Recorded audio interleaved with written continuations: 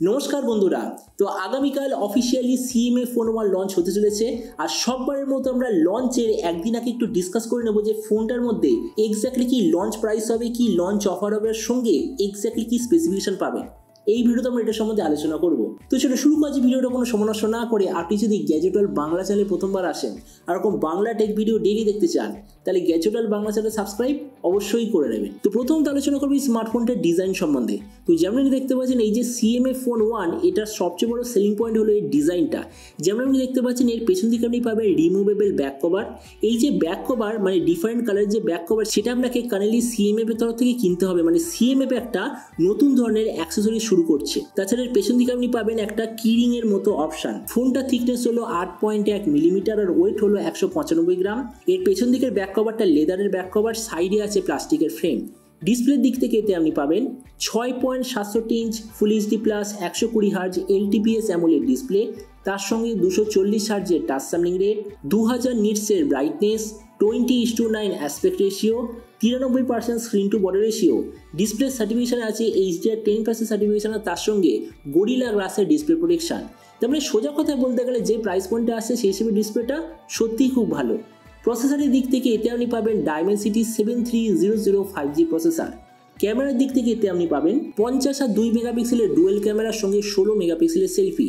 আর এর রিয়ার ক্যামেরার সঙ্গে আপনি কোনো ধরনের OIS এর অপশন দেখতে পাবেন না। এই যে ফোনটা টোটাল দুটো ভেরিয়েন্টে লঞ্চ হবে, একটা হলো 8/128GB, দ্বিতীয়টা 8/256GB। র্যামের কোয়ালিটিটা LPDDR4X, মেমোরিতে আছে UFS 2.2, যেটার সঙ্গে হাইব্রিড কাস্টওয়াটের অপশন। ব্যাটারির দিক থেকে 5000 mAh ব্যাটারি, সঙ্গে 33 ওয়াটের চার্জার। আর যতদূর মনে হচ্ছে চার্জারটা আপনাকে আলাদাভাবে নিতে হবে, আর তার সঙ্গে USB Type-C কানেক্টিভিটি।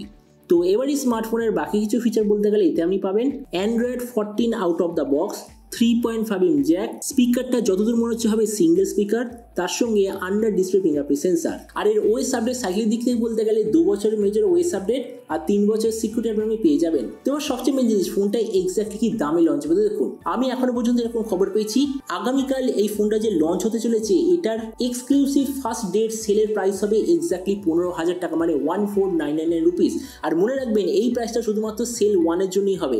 তারপরে সেলে আপনি শুধুমাত্র 2000 টাকার কার্ড অফার দেখতে পাবেন। তার মানে আমার যতদূর মনে হচ্ছে 15,000 টাকা এক্সক্লুসিভ লঞ্চ প্রাইস সব অফার নিয়ে।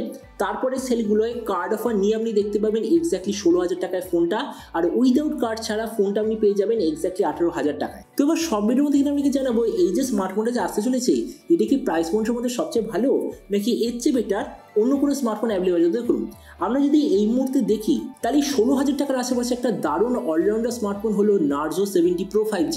ওটা আমি নিজেও রিভিউ করেছিলাম। তো আমরা যদি Narzoর সঙ্গে কম্পেয়ার করি, প্রথমত ডিসপ্লে, এই দিক থেকে আমি বলবো দুটো ফোন এক্স্যাক্টলি সেম, কোনো ধরনের ডিফারেন্স নেই।